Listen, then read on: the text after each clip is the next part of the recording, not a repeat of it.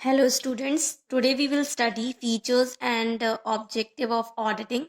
So let's start with the features. So features of our auditing are, it is a systematic and scientific examination of books of account. Systematic है और scientific भी है, ये इसका features. So second, by audit by an independent person और body of person, एक करी जाती है इंडिपेंडेंट पर्सन के द्वारा और या फिर बॉडी ऑफ पर्सन होंगे, ठीक है, या फिर ग्रुप ऑफ पर्सन्स होंगे तो इनके थ्रू किया जाएगा. Verification of result shown by P&L account that state the affairs as shown by the balance sheet. ये वेरीफाई करते हैं P&L और बैलेंस शीट को, ठीक. उसके बाद आता है audit is a critical review of system of accounting and internal control. Audit एक क्रिटिकल रिव्यू है, रिव्यू करते हैं किसको, अकाउंटिंग और इंटरनल कंट्रोल को, ठीक.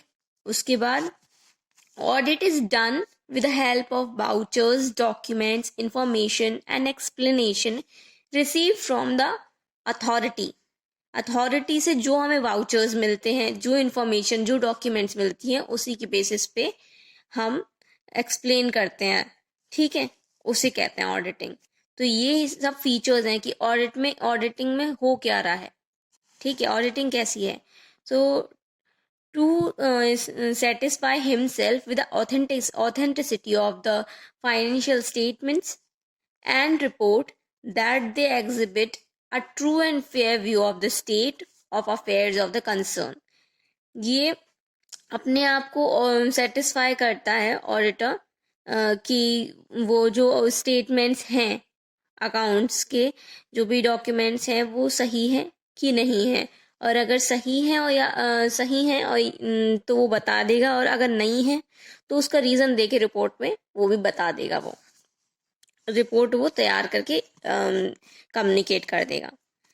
फिर फीचर, लास्ट फीचर है कि has to inspect, compare, check, review, scrutinise the vouchers supporting the transaction and examine correspondence, minute book of the shareholders, directors, MOA, AOA in the order to establish correctness of the books of accounts. So बोल रहा है कि वो inspect करेगा, compare करेगा results को, ठीक है, और उनको रिव्यू करेगा, और अगर रिव्यू में अगर कोई गलती है तो स्क्रूटनाइज भी करेगा द वाउचर्स को, जो और जो भी सपोर्टिंग आइटम और ट्रांजैक्शन उसको रिसीव हुए हैं उनको ये कंपेयर करेगा, इंस्पेक्ट करेगा, चेक करेगा. ये सब कुछ करने के बाद वो ट्रांजैक्शन को देखेगा, एग्जामिन करेगा, किससे वेरीफाई करेगा, मिनट्स बुक वगैरह से, minute book of share holder जो होती हैं.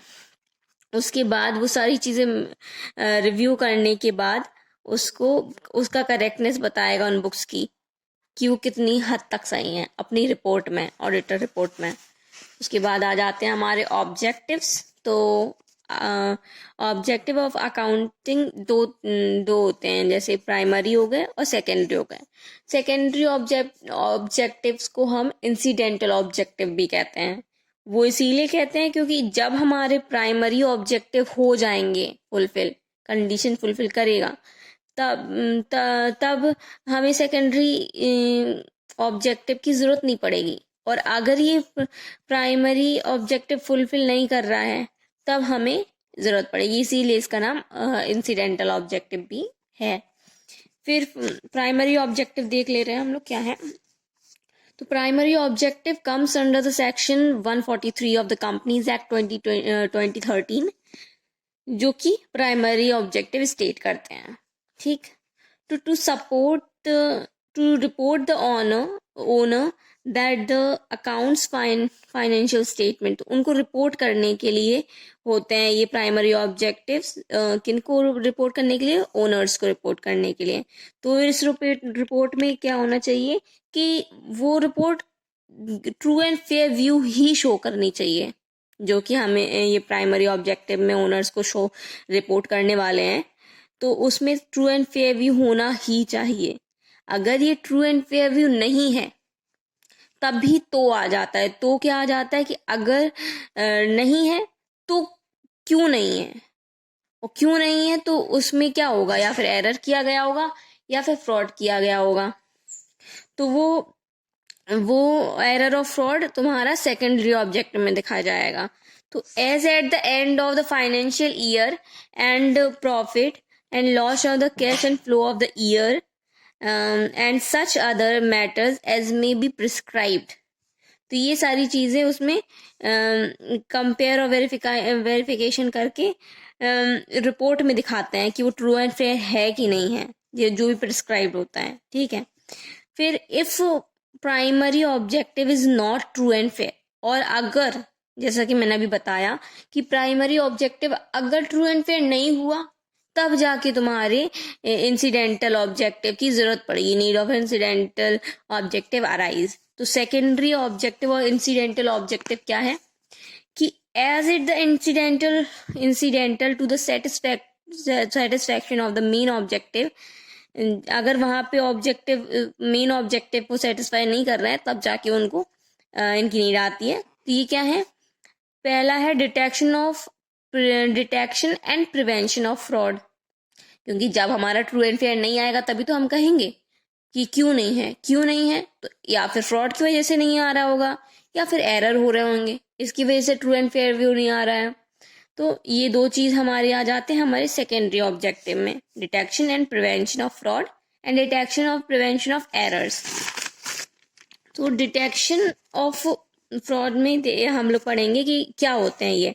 तो detection of material fraud and error as an incidental objective of independent financial auditing shows from the main objective of determining whether or not the financial statement gives a true and fair view। जैसा कि मैंने बताया कि ये देखते हैं कि ये ट्रू एंड फेयर व्यू है तो नहीं, क्यों नहीं है, अगर नहीं है तो क्यों नहीं है। तो अगर उसके ऑब्जेक्टिव में एरर, तो उसमें एक शंका जताई जाती है कि या फिर इसमें मटेरियल फ्रॉड होगा या फिर एरर होगा। सेम वही बात जो भी मैंने बताया है उसको एक्सप्लेन करके लिखा है। As a statement in auditing practice issued by the ICAI states, an auditor shows bear in his mind. उसने बता दिया है ICAI ने, और ये कह के रखा है कि एक शंका दिमाग में होनी ही चाहिए, एक पॉसिबिलिटी होनी ही चाहिए ऑडिटर के दिमाग में कि वहां पे एरर और फ्रॉड हो सकता है, ऐसा बोला गया है। तो ठीक है, ये स्टेट करती हैं an auditor should bear in his mind the possibility of the existence of fraud और error in the accounts under the audit since they may cause the financial position to be misstated. ठीक, वही बात है कि वो उसे एक दिमाग में शंका रखनी चाहिए कि हो सकता है ये फ्रॉड भी कर दें, हो सकता है ये एरर भी कर दें, तो मतलब ये दिमाग में रख के ऑडिट करनी चाहिए। ठीक, fraud refers to intentional representation, और जो फ्रॉड होते हैं उन्हें सोच समझ के इंटेंशनली करते हैं information with the intention to deceive, cheat करने के लिए, उस इंटेंशन से, उस प्लान के साथ में कि हाँ हमें इसको डिसीव करना ही है, इसको चीट करना ही है, उसको कहेंगे फ्रॉड। हम ये सोच समझ के करते हैं, धोखे से नहीं होता ये। फिर fraud can take place in the form of manipulation of account, misappropriation of cash and misappropriation of goods. तो फ्रॉड 3 तरीके से किया जा सकता है। मैंने पहली वीडियो में भी बताया आपको कि हमारा, या फिर हम अकाउंट्स में कुछ गड़बड़ी कर देंगे, हेरा फेरी कर देंगे, या फिर मिस अप्रोप्रिएशन करेंगे हम गुड्स और कैश में। ठीक, यही 3 तरीके हैं जिनसे हम अपना फ्रॉड कर सकते हैं, फ्रॉड हो सकते हैं। तो फिर आगे आते हैं। तो it is a great importance for the auditor to detect any fraud and prevent the reoccurrence। तो ये ऑडिटर की सबसे ज़्यादा इम्पॉर्टेंट चीज़ होती है कि वो पहले तो डिटेक्ट करे फ्रॉड्स को, अगर फ्रॉड हैं तो उनको प्रिवेंट करे कि वो दोबारा से ना हो, उनका रीअकरेंस ना हो। ठीक है, फिर आता है हमारा एरर। तो error refers to intentional mistake, in the financial information arises in accounts of the ignorance of the accounting principle, that is a principal error arise of negligence of accounting staffs, that is clerical error. मतलब ये वो error होता है जो हम चाहते नहीं है करना पर हो जाता है, मिस्टेक हो जाती है. जैसे हमारा हो गया एग्जाम्पल के लिए प्रिंसिपल एरर में हमारा क्या पढ़ा था 12th में कि प्रिंसिपल एरर में ये होता है कि हम कहीं और रिकॉर्ड करनी थी एंट्री पर कहीं और कर दी. मतलब उसमें हम लोग नॉमिनल को रियल की तरह ट्रीट कर दिया अकाउंट को, या फिर रियल को हम लोग पर्सनल की तरह ट्रीट कर दिया. ये कौन सा एरर हो गया?